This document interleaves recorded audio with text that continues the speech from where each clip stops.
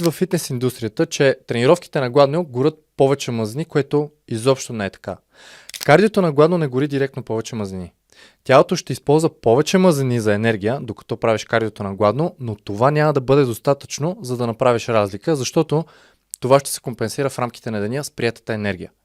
Но може да бъде страхотен инструмент, чрез който да станеш много по-ефикасен в използването на мазнини за енергия. Това е и основната полза от кардиото на гладно, поне според мен.